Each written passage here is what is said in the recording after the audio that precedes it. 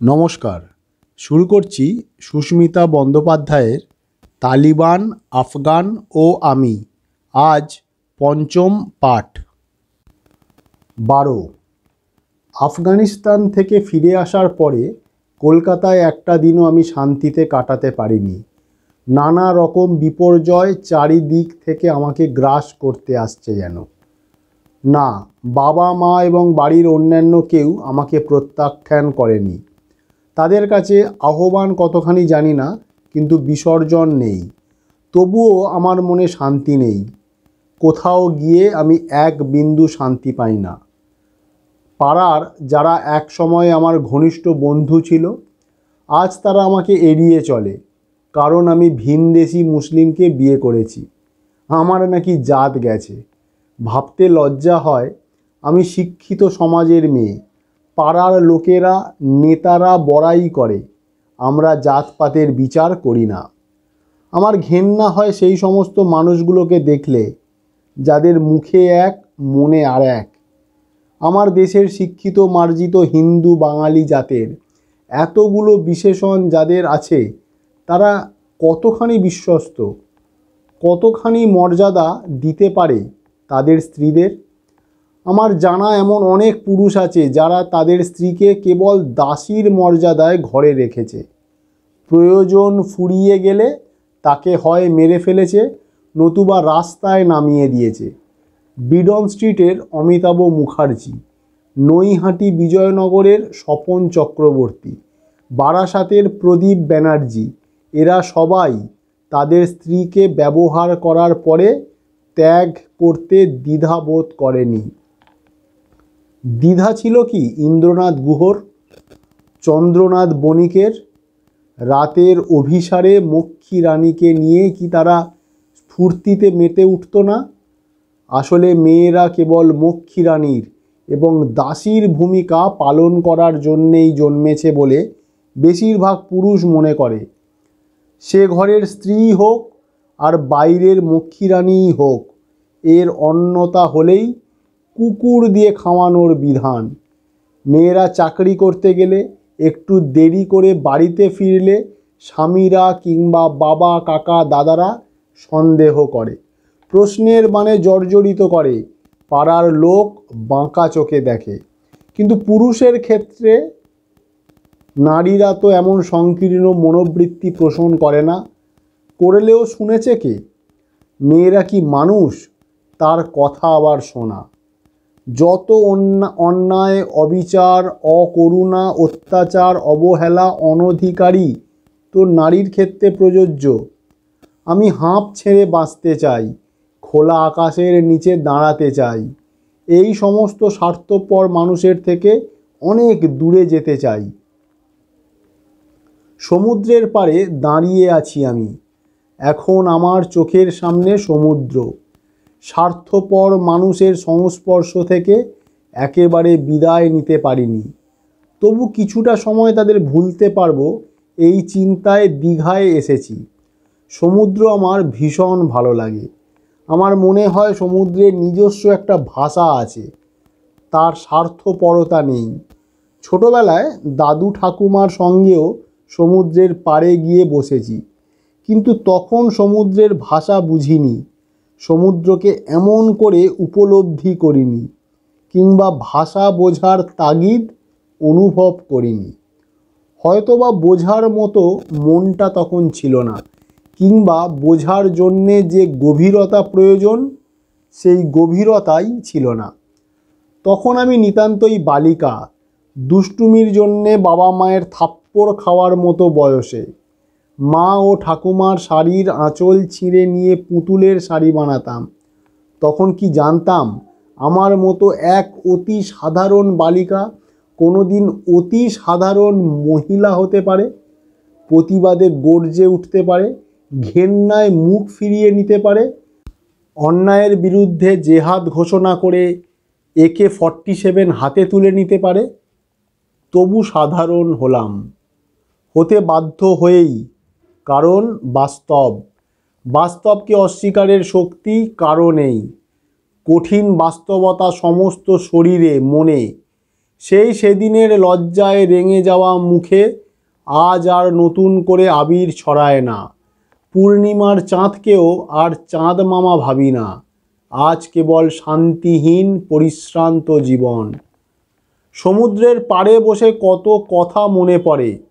সামনে নীল সমুদ্রের ঢেউয়ের আসা যাওয়ার সাথে মনের ভাবনা পাল্লা দিতে চাইছে।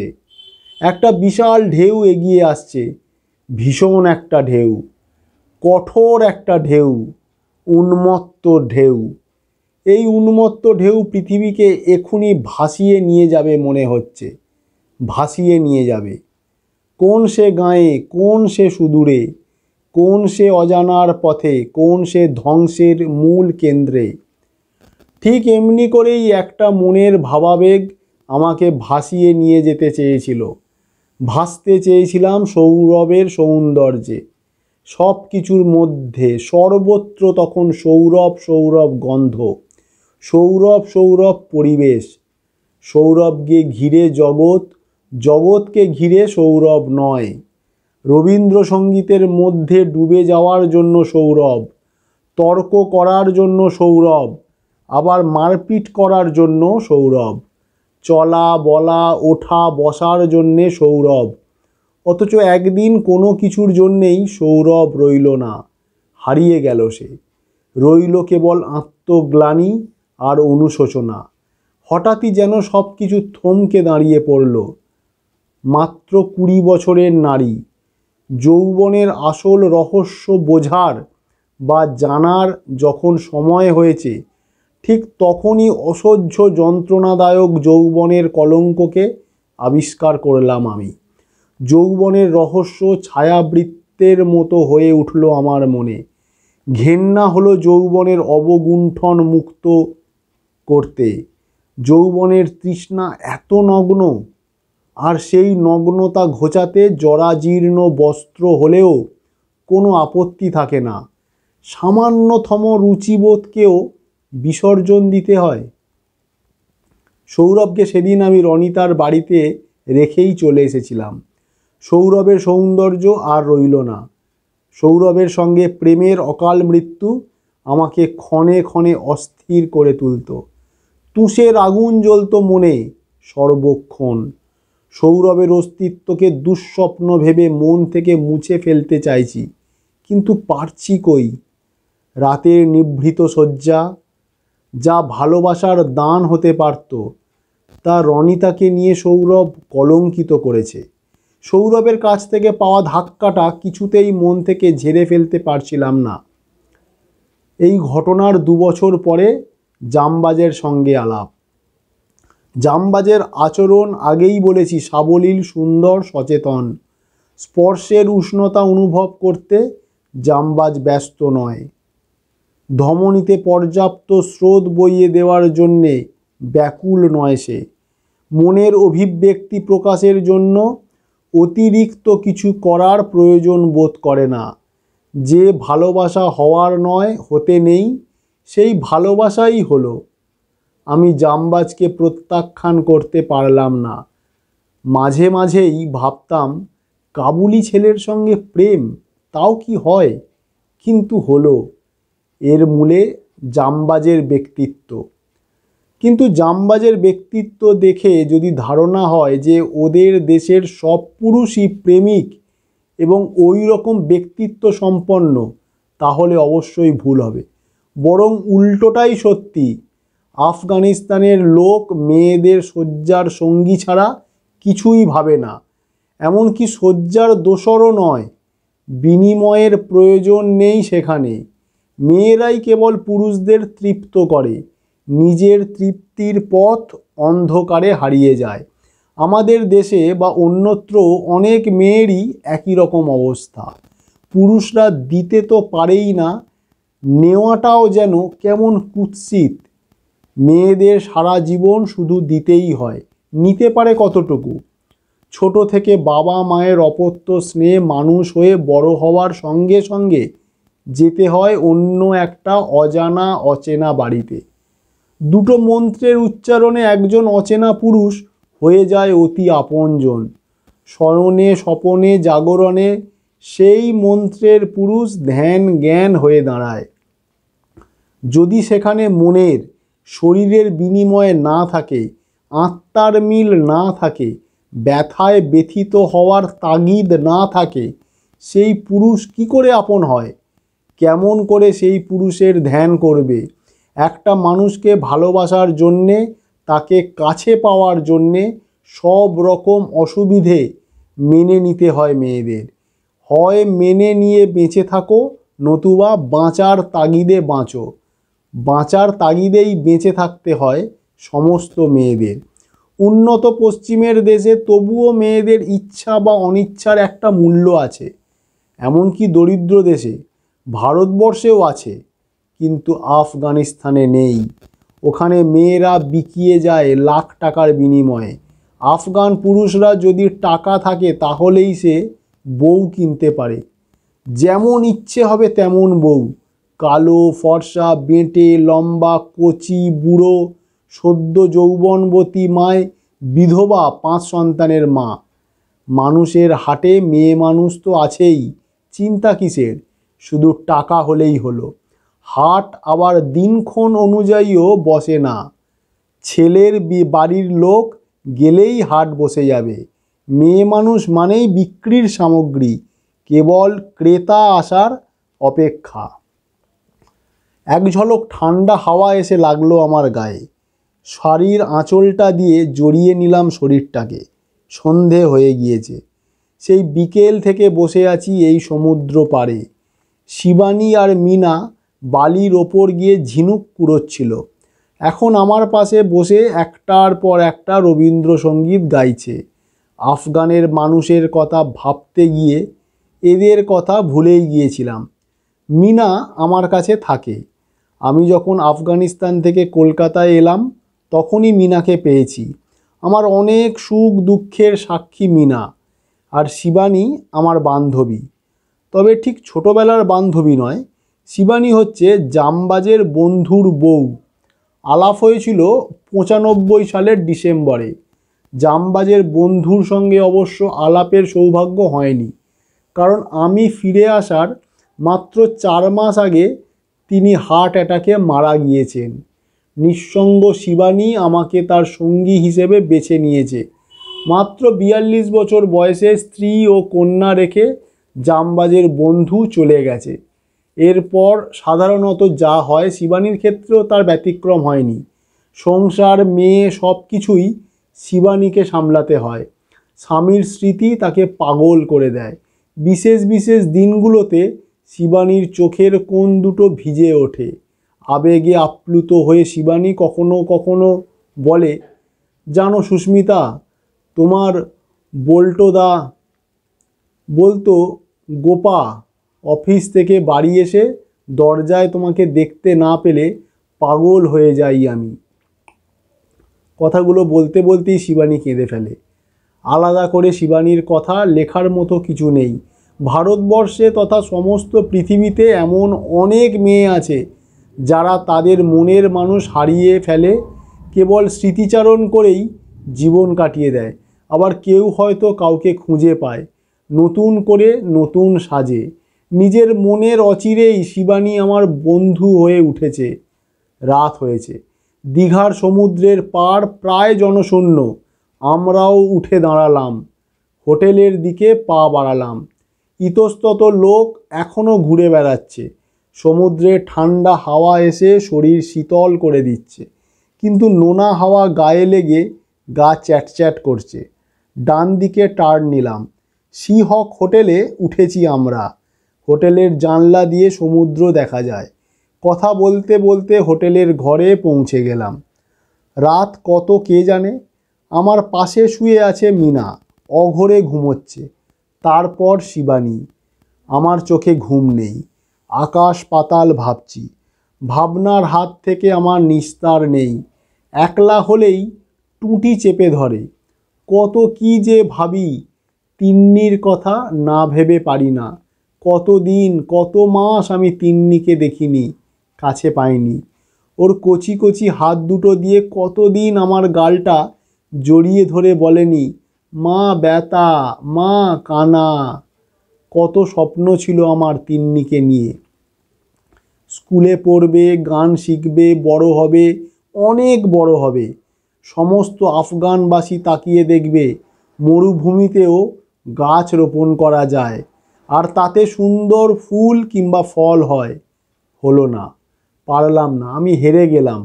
এই পরাজয়ের গ্লানি থেকে কিছুতেই মুক্তি পাই না। আমি জানি তিন্নির পরিণতি কি হতে পারে। টাকার বিনিময়ে হয়তো কোনো বুড়োর বউ হয়ে দাসীগিরি করে জীবন কাটাবে, নতুবা কোনো সুন্দর পুরুষের শয্যা সঙ্গিনী তথা ঘরণী হবে। তারপর বছর দুয়েক কাটতেই সতীনকে বরণ করে ঘরে তুলবে। শামসুল্লাহ পেরেছে কি টাকার লোভ সামলাতে? চারদা গ্রামে থাকে কালা খান। আমার শ্বশুরবাড়ির পাশে থাকে খরট, ওর মা গুলগুঞ্চা, আমি চাচি বলে ডাকতাম। গুলগুঞ্চা চাচির স্বামীর নাম রহমত খান। 4 ছেলে ও 4 মেয়ে চাচির। বড় মেয়ে শাশুকার শ্বশুরবাড়ি এখন করাচিতে। যুদ্ধের পরোয়ানা পেয়ে সেই 80 সালেই চলে গিয়েছে পাকিস্তানের করাচিতে। বাজারে একটা দোকান করেছে, বেশ সচ্ছল পরিবার। স্বামীর নাম সুলতান মোহাম্মদ আর শ্বশুরের নাম আখতার মোহাম্মদ। এই আখতার মোহাম্মদ 4 বার হজ করে বর্তমানে হাজি হয়েছে। অথচ 1992-এর খবর, আখতার মোহাম্মদ পাকিস্তান থেকে জাল পাসপোর্ট তৈরি করে আফগানিস্তানিদের মায়ে পাকিস্তানিদের হিন্দুস্তানে পাঠাতেন। এয়ারপোর্টে তার লোক মজুদ থাকত। আখতার মোহাম্মদের কোড নাম্বার দেখলেই ছেড়ে দিত। আমাদের গ্রাম সারানার বহু লোক আখতার মোহাম্মদের তৈরি পাসপোর্ট মুম্বাইয়ের এয়ারপোর্টে নেবে, রাস্তায় এসেই সেই পাসপোর্ট ফেলে দিয়ে ইন্ডিয়ান হয়ে গেছে। দুঃখের বিষয় এটাই, মুম্বাইয়ের এয়ারপোর্টেও আখতার মোহাম্মদের লোক মজুদ, যারা আগত মানুষটাকে কোনো চেক না করেই ছেড়ে দেয়। পাকিস্তান থেকে ফোন করে তাকে বলে দেওয়া হতো এই ফ্লাইটে এতজন যাচ্ছে। বর্তমানে তার ছেলে সুলতান বাবার পোস্ট দখল করেছে। শাশুকার ননদ আখতার মোহাম্মদের বড় মেয়ে। জোরোর বিয়ে হয়েছে শাশুকার বড় ভাই খরটের সঙ্গে। গুলগুঞ্চার মেজ মেয়ে বাসু, ছোট মেয়ে আমিনা, আর এক মেয়ে আছে, সে পাগল। বাসুর বিয়ে হয়েছে চারদা গ্রামের কালাখানের সঙ্গে। ওদিকে কালাখানের মা 1994 সালে মারা গেল। বৃদ্ধ বাবা হয়ে গেল একেবারে একা। একা কি কেউ থাকতে পারে? সুতরাং বউ চাই। এবার শুরু হলো মেয়ে খোঁজা। 70 বছর বয়সের বুড়োর মেয়ে খোঁজা কি চারটিখানি কথা? কিন্তু আফগানিস্তানে এ অত্যন্ত তুচ্ছ কাজ। দরকার শুধু টাকা। টাকা ফেললে 70 বছরের বুড়োর জন্যে কচি কোণে ধরে আনাটা একেবারে জলভাত। কালাখান খুঁজে পেয়ে গেল নতুন মা। 1,20,00,000 টাকা দিয়ে কিনল শামসুল্লাহর 14 বছরের মেয়েকে। ইন্ডিয়ান টাকা হিসাবে 3.5 লক্ষ। নিয়ম অনুযায়ী বুড়ো যাবে শ্বশুরবাড়ি, অবশ্যই তা বিয়ের আগে। সারা রাত পিয়েক্লের, অবিবাহিতা মেয়েকে পিয়েক্লে বলে, ঘরে কাটাবে। কালাখানের তখন কত কাজ। বাবাকে সাজিয়ে গুছিয়ে মেওয়া দিয়ে পিয়েক্লের বাড়ি মোটর সাইকেলে করে পৌঁছে দিয়ে আসবে সন্ধেবেলায়। পরের দিন ভোরে আবার তাকে আনতে যাবে। শামসুল্লাহর বাড়িতে আমি গিয়েছিলাম একটা মেয়ের ডেলিভারির কেস করাতে। সেখানে বসেছিল সেই বৃদ্ধস্ব তরুণী ভার্যা। ভার্যার কাকিমাই বলল, এই মেয়ে তো তোমাদের পাড়ার বাসুর শাশুড়ি হয়ে যাচ্ছে। আমি ভার্যাকে দেখে স্তম্ভিত। এরা কি মানুষ? এই বাচ্চা মেয়েটাকে ওই বুড়োর সঙ্গে বিয়ে দিচ্ছে। চোখের সামনে বাচ্চা একটা মেয়ের এরকম নারকীয় হাল হবে আর আমি নিঃশব্দে মেনে নেব? পারলাম না। আমার মুখ দিয়ে বেরিয়ে গেল, দা জিঙ্কি প্লার মোরনা লারে, অর্থাৎ এই মেয়েটার বাবা মা নেই। ভার্যার কাকিমা উত্তর দিল, ওইলি না লারে আগা দা মোর কিয়ানাস্তাল, অর্থাৎ কেন থাকবে না, ওই তো মা ওখানে বসে আছে। আমি এবার ভার্যার মাকে প্রশ্ন করলাম, তু সারাঙ্গা মোর ইয়ে, মানে তুমি কেমন মা? স্পিঙ্গিরি কি মেরোতা লোর চিস্তে ওয়ার কারাই উবুইকে ওইলি নাদা আচালা, অর্থাৎ বুড়ো বরের সঙ্গে বিয়ে না দিলে জলে ফেলে দিলে না কেন? ভার্যার মা এবার লোক দেখানো কান্না জুড়ে দিল, কপাল চাপড়াতে লাগলো।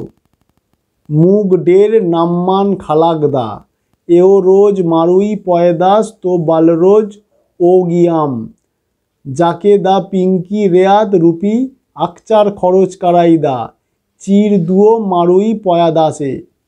এই কথাগুলোর মানে বাংলায় যা দাঁড়ায় তা হলো, আমরা খুব গরিব, একদিন রুটি মেলে তো পরের দিন উপোস করে থাকতে হয়, তাই অনেক টাকা নিয়ে এই মেয়েকে বেচেছি।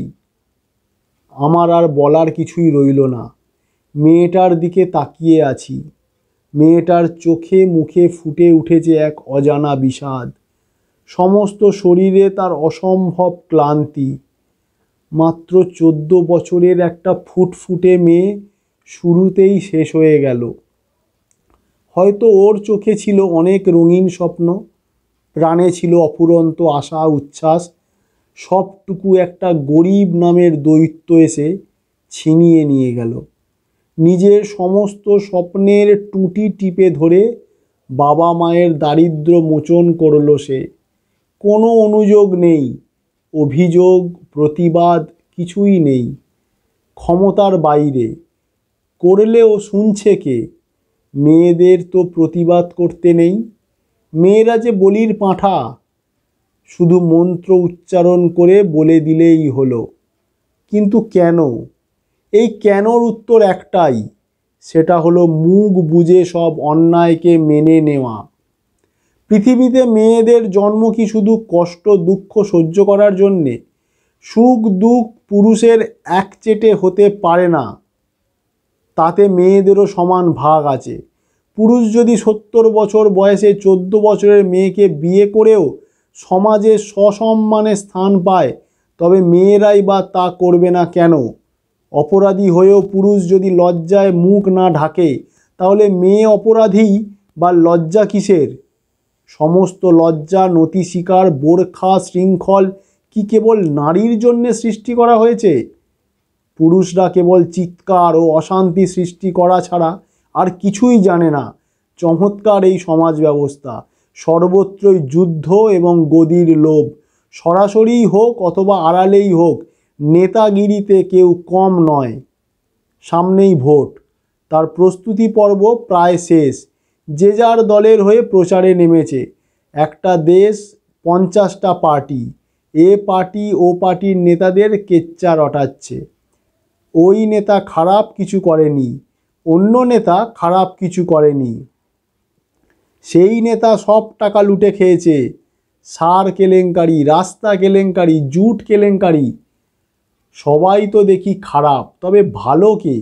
জনগণ তো কাউকে খারাপ বলছে না, নিজেরাই নিজেদের খারাপ বলছে, জনগণের কাছে হাস্যাস্পদ হচ্ছে।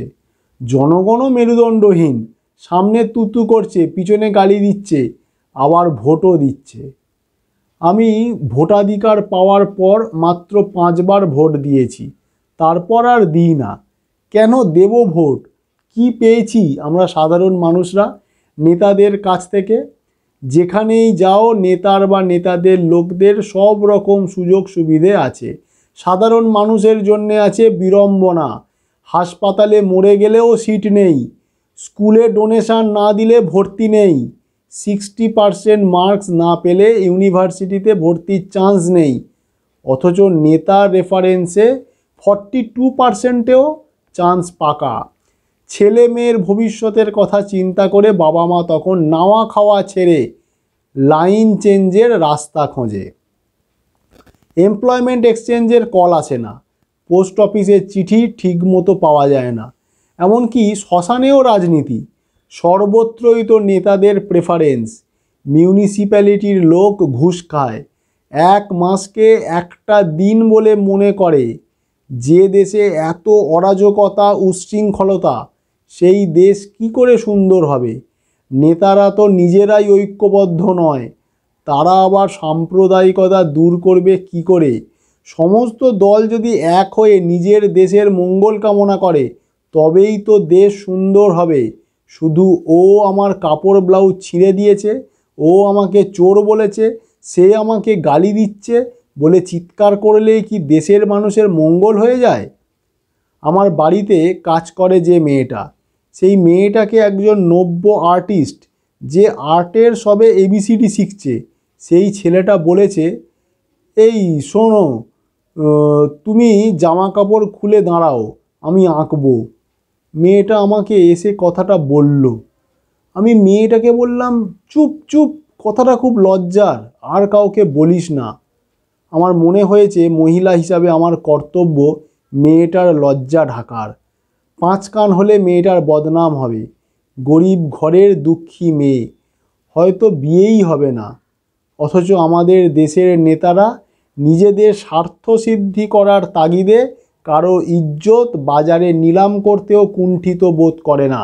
একটা পার্টি অন্য পার্টিকে ডাউন করার জন্যে মূর্খ নির্বোধ সাধারণ মানুষকে নিয়ে সব সময় দাবার চাল দিচ্ছে। প্রয়োজন ফুরিয়ে গেলে তাদের খবরও কেউ রাখে না। যেমন রাখেনি চম্পলা সর্দারের খবর। তর্কের খাতিরে যদি ধরেও নিই যে চম্পলাকে রেপ করা হয়েছে, তো রেপ করেছে কজন? 2 জন, 4 জন? কিন্তু 15 দিন ধরে প্রত্যেক দিন পেপারে টিভিতে হাজার হাজার মানুষের দরবারে খবর দেওয়া হচ্ছে যে চম্পলা সর্দারকে রেপ করা হচ্ছে। সেই সংবাদ নিয়ে রঙ্গরস করছে সমগ্র জনতা। একটা মানুষ প্রতিবাদের সাহস করেনি। এমনকি আমাদের দেশের প্রতিরক্ষা মন্ত্রী পর্যন্ত চম্পলা সর্দারের কাছে এসে হাজির হলেন। অথচ হাওড়া স্টেশনের ওয়েটিং রুমে যখন বাংলাদেশের মেয়ে ধর্ষিত হলো, এবং রোজই কোনো না কোনো মেয়ে ধর্ষিত হচ্ছে, তখন কোথায় থাকেন প্রতিরক্ষা মন্ত্রী? আফগানিস্তানের তালিবানরা আজ সমগ্র দেশে চরম মৌলবাদী বলে চিহ্নিত। হিন্দুস্তানের মাটিতে এরকম চরম মৌলবাদী কি নেই? সাম্প্রদায়িকতার ঝড় তারা কি তুলছে না?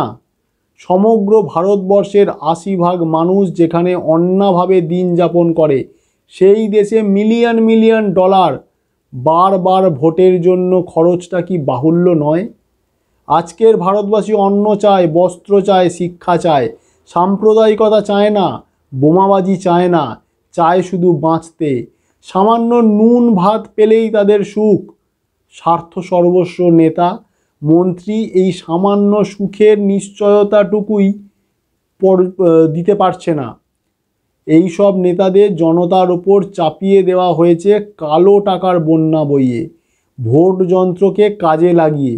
যে নেতা জনগণের নিশ্চয়তা দিতে অক্ষম, কি দরকার সেই নেতাদের?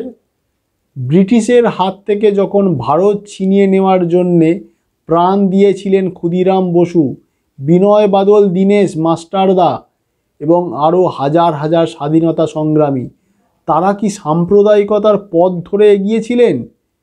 বেঁচে থাকলে স্বপ্নের ভারতের এই হাল দেখে তারা নির্ঘাত আত্মহত্যা করতেন। সুজলাং সুফলাং মলয়জ শীতলাং শস্য শ্যামলাং মাতারাম। শস্য শ্যামলাং ভারতের শ্যামলাং আর কি অবশিষ্ট থাকবে? কবি নজরুল ইসলাম বলেছিলেন, শোন ধর্মের চাই মানুষের চেয়ে বড় আর কিছু নাই। তবুও বারবার সবাই নানা রকম অজুহাতে অনেক ভাগ করে চলেছি। মকবুল ফিদা হোসেনকে অনেকে থ্রেট করছে, বন্দি করেনি বা দেশ ছাড়াও করেনি, কিন্তু সলমান রুশদিকে অনেক কাঠখড় পোড়াতে হচ্ছে ভারতে আসার জন্যে। যদি রুশদি অনুমতি না পায় দেশে ফেরার, তবে দেবদেবীর নগ্ন ছবি আঁকার অপরাধে ফিদা হোসেনকে এই সব দেশে কেন পাঠিয়ে দেননি? মুসলমানের হয়ে বা হিন্দুর হয়ে ভাবছি না, ভাবছি মানুষ হিসাবে। ফিদা হোসেনের স্বাধীনতাকে যদি সবাই মেনে নিতে পারে, তবে রুশদিকে সেই স্বাধীনতা থেকে বঞ্চিত করা হচ্ছে কেন? মুসলিমদের কোরআনের চরিত্র নিয়ে যদি রুশদির লেখার অধিকার না থাকে, তবে মকবুল ফিদা হোসেনের কি অধিকার আছে যে হিন্দুর দেবদেবীর নগ্ন ছবি আঁকার? এমনিভাবেই লেখা আছে কোরআনে কাফেরের বিরুদ্ধে। ইসলামরা হিন্দুদের বারবার কাফের ভাবে। কোরআনের আয়াত 4:76 এই সূরাতে আল্লাহ বলছেন, মুমিনগণ আল্লাহর প্রতিষ্ঠার জন্যে যুদ্ধ করে, আর কাফেররা যুদ্ধ করে আল্লাহর বিরুদ্ধে।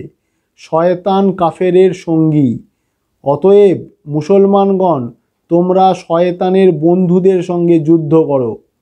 এই কারণেই ইসলামরা কাফেরের বিরুদ্ধে সর্বদাই খড়গহস্ত। আল্লাহই তো বলেছেন কাফেরের সঙ্গে যুদ্ধ করতে, এবং সারা বিশ্বে একটিও কাফেরকে জীবিত রাখিও না। তবে আর দ্বিধা কেন? 74 আয়াত সূরার 2-তে আছে, এবং সূরা 43 আয়াত 70, 71, 72, 73 আল্লাহর ধর্ম ও বাণী মেনে যে বা যারা যুদ্ধ করবে, সেই যুদ্ধে প্রাণ ত্যাগ করলে আল্লাহ তাদের বিশিষ্ট পুরস্কার প্রদান করবে। এখন কথা হচ্ছে পুরস্কারটা কি? পুরস্কার হলো জান্নাতে যাবে, যেখানে থাকবে মদের দরিয়া, অঢেল মদ খেতে পাবে। সেই মদের স্বাদ ও নেশা পার্থিব জগৎ থেকে অনেক ভালো। থাকবে কুমারী সুন্দরী নারী 16 থেকে 18 বছরের বয়সের মধ্যে। একজন শহীদের জন্যে এমন নারী 60 থেকে 70 জন করে থাকবে সঙ্গ দিতে। আর থাকবে আঙুর, আপেল, কিশমিশ, পেস্তা। এমন প্রলোভন যদি থাকে, তবে একজন কেন, হাজার হাজার মানুষ শহীদ হতে পারে নির্দ্বিধায়। কাফের নিধন হচ্ছে বেহেশতে যাওয়ার ভিসা, আর নারীর বাধ্য না হওয়া এবং নারী নির্যাতন করা পাসপোর্ট। নারীরা কিন্তু সেই জান্নাতেও ভোগের বস্তু। জান্নাতেও নারীর একটিই কাজ, তা হলো শহীদ পুরুষের মনোরঞ্জন করা। তাহলে মেয়েরা যদি শহীদ হয়, তবে কতজন করে থাকবে এমন পুরুষ যাদের কাজই হবে মেয়েদের মনোরঞ্জন করা? এমন একটা নিকৃষ্টতম বিধান কেন থাকে কোনো ধর্মগ্রন্থে? একা আমি কেন, প্রত্যেক মেয়ের উচিত এমন বিধানের প্রতিবাদ করা। কেন এমন অপমান? এ অপমান কোনো মতেই সহ্য করা উচিত নয়। ধর্মের বইতেই এইভাবে অপমানজনক, ন্যাক্কারজনক কথা নারীর বিরুদ্ধে লেখা। নারীর মূল্য দেওয়ার ক্ষমতা যদি না থাকে, তবে তাকে অপমান করার অধিকার কোথায় পেল? যে ধর্মগ্রন্থে এমন বিধান থাকে, সেই ইসলামের হোক, হিন্দুর হোক, খ্রিস্টানের হোক, যে ধর্মেরই হোক, তা নিকৃষ্টতম। এখনই তা পুড়িয়ে দেওয়া উচিত। আমরা নারীরা কেবল নারীর মূল্যবোধ নিয়ে বাঁচতে চাই। যে বা যারা সেই মূল্যবোধকে খর্ব করার চেষ্টা করবে, তাদের বিরুদ্ধে দাঁড়াবো। আমি নিশ্চিত তেমন ক্ষমতা অবশ্য রাখেন সমগ্র পৃথিবীর নারী জাতি। নারীরা আজ আর একা নয়, দুর্বলও নয়। অন্যায় বা অহেতুক কোনো ভণ্ডামিকে দেখিয়ে দিলে কোনো জাত বা ধর্মের নিন্দা করা হয় বলে আমার মনে হয় না। আমার লেখা মিথ্যে প্রমাণ যদি কেউ করতে পারেন, তবে আমি ধন্য হব। সারাটা রাত অসহ্য যন্ত্রণাদায়ক চিন্তায় কেটেছে, একটুও ঘুম হয়নি। খুব ভোরে উঠে নিজের অজান্তেই চলে এসেছি সমুদ্রের ধারে। রোজকার মতন আজও পূবের আকাশের কপালে বিশাল একটা সিঁদুরের টিপের অর্ধেক। সূর্যমামা সমুদ্রের বুকের ভিতর থেকে খুব ধীরে ধীরে ভূমিষ্ঠ হচ্ছে যেন। ভোরের সমুদ্রে উচ্ছ্বাস আছে, তবে উন্মাদনা কম, একটু ম্রিয়মাণ। ভোরের কোমলতা সমুদ্রের সমস্ত শরীরে। সাদা দুধের ফেনার মতো ঢেউ একটার পর একটা এগিয়ে আসছে। সমুদ্রের জল কখনো বালুচরের সাথে মিলিত হয়নি, অনেকটা নিচে প্রবাহমান, ভাটা। আমি বালুচরের ওপর দিয়ে পূবের দিকে এগিয়ে চলেছি। ডান দিকে সমুদ্র, বাঁ দিকে পাড়। কোনটা বেশি আকর্ষণীয়? পার, নাকি অতল সমুদ্র আর তার অসম্ভব গাম্ভীর্য? খানিকটা এগিয়ে যাওয়ার পর দেখলাম মৎস্যজীবীরা অঢেল মাছ এনে ঢালছে বালুচরের ওপর। আমি আরও কাছে এগিয়ে গেলাম। অনেক লোক ভিড় করে দাঁড়িয়ে আছে মাছ ঘিরে। আমিও সেই দলে মিশে গেলাম। এক ধরনের পেট ফোলা মাছ চোখে পড়ল। এই মাছ নাকি খায় না, তাই জেলেরা সেগুলো বেছে বেছে ফেলে দিচ্ছে। আস্তে আস্তে স্নিগ্ধতা কমতে শুরু করলো, কোমলতা হারিয়ে যাচ্ছে। সমুদ্রও আস্তে আস্তে উচ্ছ্বাসের সঙ্গে উন্মাদনার মিলনে অগ্রসর। রোদের ছটা বালুচরের ওপর পড়ছে, বালি রোদের ছটায় চিকচিক করছে। নিমেষেই যেন কোথায় হারিয়ে গেল সকালের সেই কোমলতা। আকাশের কপালে সিঁদুরের সেই বিশাল টিপ এখন প্রখরতায় পরিণত হয়েছে। সেই প্রখর সূর্যের বিচ্ছুরণে ক্লান্তি নেমে আসছে শরীরে, মনে। হাওয়াও আর শীতলতার ছন্দ বহন করে আনছে না। এখন গরম ঝাপটা। পাড়ের ধারের ঝাউ গাছের ফাঁক দিয়ে বালক সূর্যর আলো এসে লুকোচুরি খেলছে। আমি এগিয়ে চলেছি আবার হোটেলের দিকে। সি হক হোটেলের পিছন দিক দিয়ে ঢোকার সময় বাঁ দিকের বাগানে নজর গেল। একটা দোলনা ঝুলছে সেখানে। আর আছে নানা রকম ফুলের গাছ। জুঁই গাছে ভর্তি হয়ে আছে জুঁই ফুল। সারি সারি লাইন দিয়ে রজনীগন্ধার গাছ। রজনীগন্ধা আর জুঁইয়ের গন্ধ ম ম করছে। দোলনার কাছে এখনো ছায়া। আমার খুব ইচ্ছে হলো একবার দোলনায় নিজেকে দোলাতে। এগিয়ে গেলাম এবং দোলনায় বসেও পড়লাম। হঠাৎ পিছন থেকে কে যেন ডাকলো, সুস্মিতা, এই সুস্মিতা। ঘুরে দেখি তাপসী, আমার এক পুরনো বান্ধবী। আমার সঙ্গেই পড়তো, 4 বোন ওরা। চিত্তরঞ্জন রেলে চাকরি করতো ওর বাবা। লেখাপড়ায় খুব ভালো ছিল। ওর বিয়ে হয়েছিল ধানবাদের কাতরাসগড় গ্রামের বাসিন্দা নির্মাল্যর সঙ্গে। শুনেছিলাম একটা মেয়ে হয়েছে। হঠাৎ সেই তাপসীকে এখানে দেখে এক লাফে আমি দোলনা থেকে নেমে পড়লাম। তাপসীও আনন্দে আটখানা হয়ে আমার দিকে এগিয়ে এলো। তাপসী, তুই তুই এখানে কবে এসেছিস? এক নাগাড়ে অনেকগুলো প্রশ্ন ছুড়ে দিতে আমি হাঁপিয়ে গেলাম। ও প্রথমে আমার কোনো প্রশ্নের উত্তর দিল না। দুটো হাত দিয়ে আমার হাত দুটো খুব জোরে চেপে ধরল। তারপর আমার চোখে চোখ রাখলো। ওর চোখ দুটো আনন্দে চকচক করছে। একটু পরে বলল, সুমি, তোকে যে আবার কোনো দিন দেখতে পাবো তা ভাবতেই পারিনি। যখন তোর ব্যাপারে শুনলাম, আমি ওকে থামিয়ে দিয়ে বললাম, আমার কথা থাক, এখন তোর কথা বল। তোর বর কোথায়, মেয়ে? তাপসী বলল, বরের সঙ্গে দেখা করতে গেলে লন্ডনে যেতে হবে, আর মেয়ে কলকাতায়। তবে এখানে তুই কার সঙ্গে এসেছিস? প্রশ্নটা যে বোকার মতো হলো তা বুঝলাম, কারণ আমিও তো বরের সঙ্গে আসিনি। বর না হলে কি আসা যায় না? তাপসী বলল, আমি আমার বয়ফ্রেন্ডের সঙ্গে এসেছি মাত্র 2 দিনের জন্যে, একটু এনজয় করতে, বুঝলি তো। আমি আকাশ থেকে পড়লাম। তাপসী কি বলছে? ওর কি মাথা খারাপ হয়ে গেছে? আমার ভ্রু কোঁচকানো দেখে তাপসী বলল, কিরে, চুপ হয়ে গেলি কেন? বর ছাড়া কারো সঙ্গে থাকা যায় না, এতে অন্যায় কোথায়? আমি একটু অপ্রস্তুত হয়ে আমতা আমতা করে বললাম, না, তা তো বলিনি। সুমি, তুই তো রেখে ঢেকে কথা বলিস না, অন্তত তোর লেখায় তাই আছে।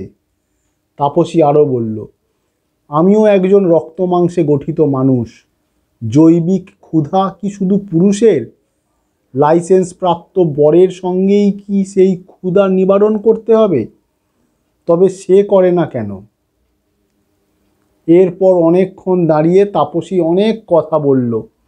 সেই কথায় প্রকাশ পেল চাপা ক্ষোভ, দুঃখ, কোথায় একটা হারানোর ব্যথা। কেন এমন হলো? কি হারিয়েছে তাপসী? কেনই বা হারালো? একটু আগের হালকা মন খুব ভারাক্রান্ত হয়ে গেল। তাপসী দুপুরে আমার রুমে আসার প্রতিশ্রুতি দিয়ে চলে গেল। আমি রুমে এসে দেখলাম শিবানী ও মিনার স্নান হয়ে গেছে, সকালের জলখাবার খাওয়াও শেষ। আমাকে দেখে শিবানী বলল, কোথায় গিয়েছিলে? তোমার জন্য অপেক্ষা করে করে আমরা জলখাবার খেয়ে নিয়েছি। আমি শিবানীর কথার কোনো উত্তর না দিয়ে বাথরুমে চলে গেলাম। ভোরের সৌন্দর্যে খুব হালকা বোধ করেছিলাম। হঠাৎ তাপসীর সঙ্গে দেখা না হলে হালকাই থাকতো। ক্লান্ত মন নিয়ে কৃত্রিম ঝর্ণার নিচে গিয়ে দাঁড়ালাম। কি আশ্চর্য, যার সঙ্গেই দেখা হয় সেই বলে অসুখী। কেউ কি তবে সুখী নয়? অথচ মাত্র 20 বছর আগেও তো সবাই সুখী ছিল। 20 বছর পরে তারা কেন অসুখী হলো? কোথায় বন্দি হয়েছে সুখ? কে বন্দি করলো? তাপসী একটি আদর্শবতী মেয়ে, ভরাট গলায় রবীন্দ্রসঙ্গীত গাইত। তাপসী ছিল স্বতন্ত্র, আমাদের সবার ঈর্ষার পাত্রী। অতি দুঃখেও রূপের মাধুর্যের টান ধরেনি কোনো দিন। তাপসীর হাসির মধ্যে রূপকথার সোনা ঝরে পড়ত। সেই তাপসী আজ সে নিয়ম নীতির ধারে কাছেও নেই। অসংলগ্ন কিছু কথায় কি বোঝাতে চাইল? নির্মাল্যদা লন্ডনে আছে, তবে তাপসী নেই কেন? আমার নিজের ঘরে কোনো যন্ত্রণা এখন নেই। স্বামী হিসাবে জামবাজ সত্যিই খুব ভালো। অতীতের সব যন্ত্রণার এখন অবসান হয়েছে। কিছু আমি মানিয়ে নিই, অনেকটা জামবাজ মানিয়ে নেয়। আমার সংসারের সমস্ত দায়িত্বই আমার। সংসার বলতে মিনা, আমি আর আমার গাড়ির ড্রাইভার বিনোদ। আমরা এই তিনজন সংসারের সর্বক্ষণের যাত্রী। আর আমার স্বামী জামবাজ কেবল রাতের সওয়ারি। মানুষটা একজন সত্যিকারের মানুষ, কাবুলিওয়ালার কলঙ্ক। এমন মানুষও হয়।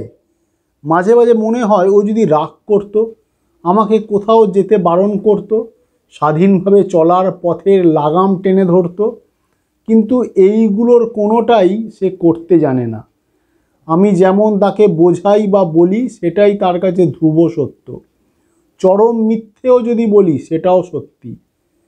মাঝে মাঝে ভাবি মানুষটা কি, একটু রাগ বা অভিমান কি তার নেই? ওকে রাগাবার উদ্দেশ্যে কাল্পনিক প্রেমিকের গল্প শোনাই। ও বলে, পাগলি হাম তুমে জানতা সমঝতা, মুঝে মালুম হ্যায় তোমারা কোই বয়ফ্রেন্ড নেই হ্যায়। অদ্ভুত। আর ওর এই অসম্ভব বিশ্বাসের অমর্যাদা হয় এমন কাজ আমি কোনো দিন করি না। আমার সমস্ত চাওয়া ও পূরণ করে। যদি একবার আমি মুখে উচ্চারণ করেছি কোথাও যাব, তো টিকিট টাকা সব রেডি। এত কিছুর পরেও যেন কিসের অভাব, না পাওয়ার যন্ত্রণা, কিসের একটা ব্যর্থতা। তবে কি এটা আমার নিজেরই কোনো অসম্পূর্ণতা? একদিন আমি ওকে বললাম, জামবাজ कल्याणी में मेरे एक दोस्त का घर में तुम्हें दावत दिया मिठाई खाने के लिए। ও আমাকে বলল, हाँ मेरा तो कोई काम धंधा नहीं, हम कलकत्ता से कल्याणी जाएगा मिठाई खाने के लिए। ও যে ঘোরে না তা নয়, সব ঘোরাফেরাই নিজের বন্ধুদের সঙ্গে। আমাকেও পৃথিবীর সব সুখ দিতে পারে, কেবল সময় ছাড়া। আমি যেন কোনো বাদশার ঘরণী, প্রয়োজনে বাজারটাও তুলে এনে বাড়ির উঠোনে সাজিয়ে গুছিয়ে বসিয়ে দেবে, আর আমার হাতে থাকবে অজস্র টাকা। সারা দিন সর্বক্ষণ আমি ঘুরে ঘুরে সেই বাজারে বাজার করব, গয়না ভাঙবো, গয়না গড়াবো, আবার তা ভাঙবো। কেবল গড়া আর ভাঙা, ভাঙা আর গড়া। বাদশাকে না পাই, ভাঙা আর গড়ার মতো স্বাধীনতা পেয়েছি তো। আর কি কিছু চাওয়ার থাকতে পারে? ঝর্ণার সব জল বোধ হয় এখনই শেষ হয়ে যাবে, সুতরাং এখনকার মতো ঝর্ণাটাকে বন্ধ করলাম। প্রায় 1 ঘন্টা পরে বাথরুম থেকে বেরিয়ে এলাম। শিবানী বসে খবরের কাগজ পড়ছে। মিনা বারান্দায় দাঁড়িয়ে সমুদ্রের দিকে তাকিয়ে আছে। বেলা প্রায় 11টা বাজে। এখন আর জল খাবার খাওয়ার ইচ্ছে নেই। বেয়ারাকে ডেকে 1 কাপ চা আনতে বললাম। ভাদ্র মাসের গরম। স্নান করে আসার সঙ্গে সঙ্গে আবার ঘামতে শুরু করেছি। বাইরের ঝলমলে রোদ এখন উত্তপ্ত উষ্ণ, সূর্যের এখন ভরা যৌবন। কার সাধ্য সূর্যের দিকে তাকায়? বাইরে থেকে যে হাওয়া রুমে প্রবেশ করছে তা যেন গনগনে আঁচে জল ঢেলে দেওয়া বাতাস, একেবারে ঝলসে দেয় সমস্ত শরীর। আমি আকুল উৎকণ্ঠায় অপেক্ষা করছি তাপসীর জন্যে। তাপসী আসবে বলেছে, জানতে হবে ওর সব কথা। কেন এক দুর্লভ আদর্শে জবনিকা টেনে দিল তাপসী? শিবানী অনেকক্ষণ আমাকে লক্ষ্য করে বলল, সুস্মিতা কি হয়েছে তোমার? চোখে উৎকণ্ঠা, মুখটা শুকনো, কি হয়েছে কি? আমি ঠোঁটের কোণে হাসি ফুটিয়ে বললাম, কই কিছু না তো। শিবানী আমার মুখের দিকে চেয়ে বলল, কিছু না বললেই হবে? আমি একটু অবাক হওয়ার মতো করে প্রশ্ন করলাম, তুমি জানলে কি করে? ও উত্তর দিল, face is the index of mind. জানো শিবানী, সকালে যে মেয়েটার সঙ্গে কথা বলছিলাম, আমি সবটুকুই বললাম শিবানীকে। এখন অপেক্ষা কখন সে আসবে। বেলা ঠিক 12:30। বেয়ারা খাবার দিয়ে গেল। শিবানীকে পরিবেশন করতে বললাম। খুব ভোরে উঠেছি, চোখ দুটো জ্বালা জ্বালা করছে। গরমের দুপুর, যত ঘাম ঝরে ততই ক্লান্তি নেমে আসে। এক ধরনের অবসাদ ঘিরে ধরেছে শরীরটাকে। আর বসে থাকতে না পেরে বিছানায় শরীরটা এলিয়ে দিলাম। ঘুমের দেশে কতক্ষণের জন্যে পাড়ি দিয়েছিলাম ঠিক মনে করতে পারছি না। সেই দেশ থেকেই যেন মনে হলো রুমের কলিং বেলটা বাজছে। আবার বাজলো। অপারেশনের অনেক পরে অ্যানাস্থেসিয়ার ঘোর যেমন একটু একটু করে কাটে, সেইভাবেই হুঁশ ফিরে এলো। ঘণ্টি বাজার শব্দ শুনলাম, শব্দ না বলা অনেক শব্দ। হঠাৎ মনের কোণে একটা কবিতা উঁকি ঝুঁকি দিতে লাগলো। আমি শব্দকে দূরে সরিয়ে কান খাড়া করে বোঝার চেষ্টা করলাম সত্যিই কোনো ঘণ্টি বাজছে কি না। হ্যাঁ, আবার ঘণ্টিটা ক্রিং ক্রিং শব্দে বেজে উঠল। আমি বিছানা থেকে উঠে দরজার দিকে এগিয়ে গেলাম। দরজা খুলেই দেখলাম সামনে দাঁড়িয়ে তাপসী। ওকে ভিতরে আসতে বললাম। দরজা বন্ধ করে ওকে নিয়ে এসে বসলাম জানলার ধারে রাখা সোফার ওপর। পচা গরমের দুপুর পেরিয়ে বিকেলের দরজায় সবে পা রেখেছে সূর্যদেব। বার্ধক্যে নড়বড়ে, কম্পমান সূর্য। শিবানী ওপাশ থেকে এপাশ ফিরল। তাপসী টেবিলের ওপর রাখা জলের জগ তুলে নিয়ে ঢক ঢক করে জল খেয়ে জগটা আবার টেবিলে রেখে দিল। বলল, তোরা কবে এসেছিস সুমি? আমি উত্তর দিলাম, আজ 2 দিন হলো এসেছি। তুই? কাল বিকেলে এসেছি, থাকবো আরও 3 দিন। আমি একটু ইতস্তত করে কিছু জিজ্ঞাসা করতে যাব, ঠিক তখনই ও বলল, সুমি তোর মনে আছে দেবিকাকে, আর ওই নীলকমলকে, আর ওই যে রে রামনাথ, শম্পাকে মনে পড়ে? এদের সব্বাইকার নাম বলে নিচু গলায় শূন্যে দৃষ্টি মেলে তাপসী বলল, জানিস সবার কথা আমার মনে আছে, কিন্তু আমার কথা কারো মনে নেই। হঠাৎ ও বেশ উত্তেজিত হয়েই বলল, দরকার নেই আমার কথা কারো মনে রেখে। আবার নিচু স্বরে বলল, মনে রাখবে কি করে বল? জীবনটাই যে কেমন রহস্যে ঘেরা হয়ে গেল আমার। আসলে দুঃখটা কোথায় জানিস সুমি? আমাকে কেউ বুঝলো না, বোঝার চেষ্টাও করলো না, জানতে চাইলো না আমাকে। তাপসী নিজেই প্রশ্ন করছে, নিজেই উত্তর দিচ্ছে। আমি অবাক হয়ে ওর দিকে তাকিয়ে আছি। দুজনেই চুপ। একটা আলপিন পড়লেও তার শব্দ পাওয়া যাবে। মাথার ওপর বনবন করে পাখাটা ঘুরছে। শাঁ শাঁ করে সমুদ্রের একটানা গর্জন ভেসে আসছে। ভারাক্রান্ত ভাবটা কমাতে আমি বললাম, তাপসী তোর মনে আছে রামনাথদের বাড়িতে আচার চুরি করতে গিয়ে ধরা পড়ে গিয়েছিলাম? হ্যাঁ, মনে আবার থাকবে না? তোর কাকার বন্ধু সমরেশ কাকু তোকে পিছনে হাত দিয়ে গিয়ে বেঁধে রেখেছিল। আমি হাসতে হাসতে বললাম, হ্যাঁ। তার একটু পরেই রামনাথ ছাদের থেকে ধপাস করে নিচে পড়ে গেল। আর কি অদ্ভুত বল সুমি, ওর শরীরে কোথাও একটু আঁচড় পর্যন্ত লাগলো না। আমি আরও বললাম, এই সেই দুপুরে তাল গাছের রস খাওয়ার কথা মনে পড়ে? যুগে গাছে উঠে রস পেড়ে নিয়ে এলো। তাপসী উৎফুল্ল হয়ে বলল, আর সেই রস খেয়ে আমরা সবাই ঢুলতে লাগলাম। উঠে দাঁড়াবার শক্তি নেই, চোখের সামনে তারার মতো কিছু আনাগোনা করতে লাগলো। পরের ঘটনা তোর মনে আছে? দাদু দেখতে পেয়ে আমাদের কাছে ধেয়ে এলো। আমাদের তখন দৌড়ে পালাবার ক্ষমতা নেই। দাদু ধরে ফেলে বাঁকানো লাঠি দিয়ে উত্তম মধ্যম মারল। সুমি, তার অনেক অনেক পরে যখন সত্যিকারের মাতাল হলাম, তখন কেন কেউ আমাকে মারল না রে? শাসনের লাঠি কেন ওখানেই আটকে রইল রে? আমি এবার চুপ করে রইলাম। বুঝলাম তাপসী কিছু বলতে চাইছে, ওর কষ্টটা ভাগ করতে চাইছে। তবু ওকে জিজ্ঞাসা করতে আমার বাধো বাধো ঠেকছে। বলুক, ও নিজেই বলুক। শিবানী উঠেছে, মিনাও উঠে বাথরুমে গিয়েছে।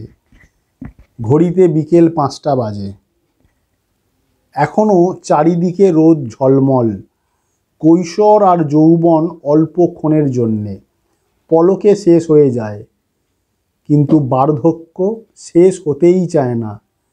জীবনের সবটুকু সমস্তটা নিংড়ে নিয়ে তবেই আসে অন্তিম যাত্রার মুহূর্ত। বার্ধক্যের শুরু থেকে কেবল প্রতীক্ষা, অন্তিম যাত্রার মুহূর্তকে কেবল স্বাগত জানান। আর বিষাদে দুরু দুরু বুকে এগিয়ে যাওয়া। শিবানীকে উঠতে দেখে তাপসী একটু অপ্রস্তুত হলো। আমি তাপসীকে শিবানীর সঙ্গে আলাপ করিয়ে দিলাম। তারপর তাপসীকে বললাম, তাপসী, একটু থেমে আবার বললাম, যদি কিছু মনে না করিস কয়েকটা কথা আমাকে জিজ্ঞাসা করার অনুমতি দিবি? তাপসী বলল, আমি জানি তুই কি প্রশ্ন করবি, কিন্তু বুঝলাম শিবানীকে নিয়ে ও ভাবছে। বললাম, ও তো বন্ধু, বল না, কিচ্ছু হবে না। তাপসী এবার বলল, পারলাম না রে অন্যায়ের সঙ্গে আপোষ করে থাকতে, তাই নির্মাল্যকে ছেড়ে চলে এলাম লন্ডন থেকে। তাপসী, নির্মাল্যদা এমন কি অন্যায় করলো সেটা বল আগে। কোনটা বলবো আগে? মেয়েদের নিয়ে আমার চোখের সামনে ফুর্তি করা, নাকি মদ খেয়ে এসে আমার দেহটাকে ছিন্ন ভিন্ন করা? বলতে বলতে তাপসী আরও উত্তেজিত হয়ে উঠল। কোনটা বলবো পরে? টাকার লোভে মেয়ে পাচারের দলে যোগ দেওয়া, নাকি চাকরি করে দেওয়া বা লন্ডনে থাকার পাকা ব্যবস্থা করে দেওয়ার নাম করে লোক ঠকিয়ে লক্ষ লক্ষ টাকা আত্মসাৎ করা? আমি চমকে উঠলাম। তাপসী কি বলছে? মেয়ে পাচার, লোক ঠকানো, এও কি সম্ভব? নির্মাল্যদা! আমার সব গোলমাল হয়ে যেতে লাগলো, মাথাটা ঘুরছে। তাপসীকে স্পষ্ট করে আমি দেখতে পাচ্ছি না। নিমেষের মধ্যে চোখের আলো যেন মুছে গেল। ঘরের মধ্যে কারো মুখে আর কোনো কথা নেই। আমি তাপসীকে কি বলবো ভেবেই পাচ্ছি না।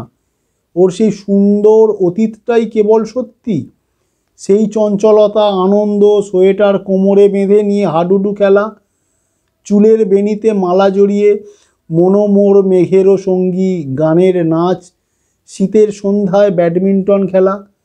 একটা প্রাণোচ্ছল মেয়ের এ কেমন পরিণতি! ঘরের নৈঃশব্দ ভেঙে আমি ওকে বললাম, তুই কতদিন ছিলি লন্ডনে? তাপসী শান্ত স্বরে উত্তর দিল, 3 বছর। আর এই 3 বছরেই আমি হারিয়েছি আমার অস্তিত্ব। আমার স্বপ্নের মৃত্যু দেখেছি আমি নিজের চোখে। তাপসী, স্বপ্নের মৃত্যু হয় না। সমস্ত পরিবেশকে একটু হালকা করার উদ্দেশ্যেই বললাম, তোর বন্ধুর সঙ্গে আলাপ করাবি না? কি নাম? বন্ধু? না, বন্ধু নয়, সাময়িক সঙ্গী বলতে পারিস। ওর নাম অনিরুদ্ধ রায়। নির্মাল্যর সঙ্গে ডিভোর্স হয়ে গিয়েছে। ডিভোর্স? না, কোনো দিন ওকে আমি ডিভোর্স দেব না। অন্য কোনো মেয়েকে মিসেস নির্মাল্য হতে দেব না। আমি আবার তাপসীকে বললাম, কিন্তু তুইও তো ভুল করছিস। ভুল? কিসের ভুল? একটার পর একটা মেয়েকে নিয়ে সুখের চরম মুহূর্তগুলো আমার সামনে কাটিয়েছে। সেটা কি নির্মাল্যর ভুল নয়? আমাকে মদ খাইয়ে নেশায় চুর করিয়ে বন্ধুর সঙ্গে ঘরে গিয়ে দরজা বন্ধ করতে বাধ্য করেছে। সেটা ভুল নয়? ওর কোনো কাজ যদি ভুল না হয় তবে আমারটাই বা ভুল হবে কেন? মেয়েদের ভোগ করার পরে যদি ওর চরিত্র নষ্ট না হয়ে থাকে তবে আমিও ছেলেদের ভোগ করেও সতী থাকব। মনে মনে ভাবলাম তাপসীর কথাগুলো খুবই যুক্তিসঙ্গত। সতী ও অসতীর দায়টা কি কেবল মেয়েদের? এরপর তাপসী আর কোনো কথা বলেনি, কেবল যাওয়ার আগে দরজার কাছে দাঁড়িয়ে বলে গিয়েছে, সুমি, আমার নতুন করে কিছু আর হারাবার নেই।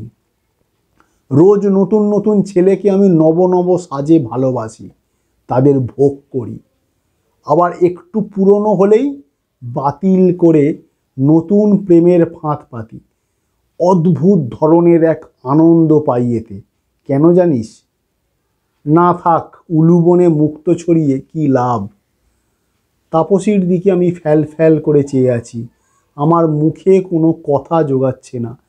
এক নাগাড়ে বলেই চলেছে তাপসী, জানিস সুমি, ছেলেগুলো যখন আমার প্রেমের ফাঁদে পা দেয় তখন আমার ভেতরকার শয়তানটা জেগে ওঠে, মনে আগুন জ্বলে ওঠে, আর সেই আগুনে ওদের আমি পুড়িয়ে দিই। তাপসী আরও বলল, আমি বালিগঞ্জে একটা ফ্ল্যাট কিনেছি, মেয়ে আর আমি থাকি। যখন মেয়ে বাড়িতে থাকে না তখন আমার ঘরে নিত্য নতুন বাসর বসে। তাই তোকে ঠিকানা দিলাম না, কারণ তুই তো আবার আদর্শ, সমাজ, কলঙ্ক এসবের হাত থেকে এখনও রেহাই পাসনি। যাই সুমি, চলার পথে আবার দেখা হবে, পৃথিবী গোল, সুতরাং দেখা আবার হবেই। আমি হতভম্বের মতো কিছুক্ষণ বসেছিলাম, কে জানে। শিবানীর ডাকে হুঁশ ফিরে পেলাম। শিবানী বলল, বুঝলে সুস্মিতা, মেয়েরা বোধহয় এইভাবেই হারিয়ে যায়। ও কথাগুলো বলছিল ঠিক, কিন্তু ওর যন্ত্রণা কি তুমি দেখতে পেয়েছো? সূর্যদেব এবার সত্যিই বিদায় নিচ্ছে। অন্তিম যাত্রা শুরু। দিনের শেষ বিদায় সন্ধিক্ষণ অপূর্ব। দুধে আলতা রঙের সূর্য পশ্চিমের আকাশকে সৌন্দর্যে ভরিয়ে তুলেছে। সমুদ্রের বালির ওপর বেলা শেষের ঢেউ এসে আছড়ে পড়ছে। অনেক লোক সেই ঢেউয়ের জলে পা ভিজিয়ে নিচ্ছে। সূর্য আস্তে আস্তে সমুদ্রের গর্ভে প্রবেশ করছে। মা সমুদ্র দুহাত দিয়ে নিজের বুক টেনে ফাঁক করছে, যেন সেখানেই থাকবে সূর্য। এবার স্নিগ্ধ কোমল স্পর্শ নিয়ে উদয় হবেন চাঁদ মামা। মামার সঙ্গে লক্ষ লক্ষ সাঙ্গপাঙ্গরা আকাশ ভরিয়ে তুলবে। সারা দিনের প্রখরতা কাটিয়ে আকাশ নতুন সাজে সেজে উঠবে। তবুও রাত দ্বিধাগ্রস্ত। এই দ্বিধাগ্রস্ত রাত কেটে গিয়েই জন্ম নেয় নতুন এক প্রভাতের। সেই প্রভাত আলোয় কেউ আলোকিত হয়, কেউ বা বিষাদগ্রস্ত হয়েই দিন কাটায়। আগমন ও বিসর্জন মিলেমিশে একাকার হয়ে যায়। অথচ আগের দিনে, সেই অনেক আগে, যখন আমাদের দাদু কিংবা দাদুর দাদুর আমলে, তখন অমিলের থেকে মিলের ভাগটাই বেশি ছিল। সবাই যৌথ পরিবারভুক্ত ছিল। তখনকার দিনে আলাদা হওয়া ছিল দুঃস্বপ্নের মতো। আর সব সময় দেখা গিয়েছে যে যৌথ পরিবারভুক্ত মেয়েরা ভিন্ন হওয়ার ভাব মনে পোষণই করে না। এক ধরনের লজ্জা, সংকোচ, নিন্দার ভয় করত, যা আজকের যুগে বিরল ঘটনা বলেই মনে হয়। এখনকার মেয়েরা একা থাকতেই বেশি পছন্দ করে। শ্বশুর শাশুড়ি বোঝা হয়ে দাঁড়ায় কিছু মেয়ের কাছে। সবচেয়ে দুঃখের বিষয় হয়ে দাঁড়ায় যখন কোনো সন্তান বাবা মায়ের থেকে শ্বশুর শাশুড়িকে বেশি আপন বলে মনে করে। একটি পরিবারের কথা বলি। ছেলের বিয়ে যেই হলো, বুড়ো বাপ মার একেবারে হাঁড়ির হাল হলো। নতুন বউ শ্বশুর শাশুড়িকে বাড়ি থেকে তাড়িয়ে তবে শান্ত হলো। বৃদ্ধা শাশুড়ি একদিন জল ভরা চোখে আমাকে বলেছেন, অন্য কোনো কিছুতে আমার দুঃখ নেই, কেবল একটাই দুঃখ, যে বাড়ি আজ বৌমা বলছে তার বাড়ি, সেই বাড়িতেই একদিন আমার স্বামী আমাকে হাত ধরে নিয়ে এসেছেন। ওটা যদি বৌমার বাড়ি হতে পারে, আমারও তো বাড়ি, তবে কেন সেই বাড়ি থেকে আমাকে তাড়ানো হলো? আর ওটা যদি শুধু বৌমার বাড়ি হয়, তবে আমার বাড়ি কোথায়? আমি জানি মায়ের আশীর্বাদ যদি মাথায় না থাকে তবে কোনো সন্তান জীবন যুদ্ধে জয়ী হতে পারে না। একজন প্রতিবন্ধী যা একজন স্ত্রৈণ পুরুষের পরিচয়ও ঠিক তাই।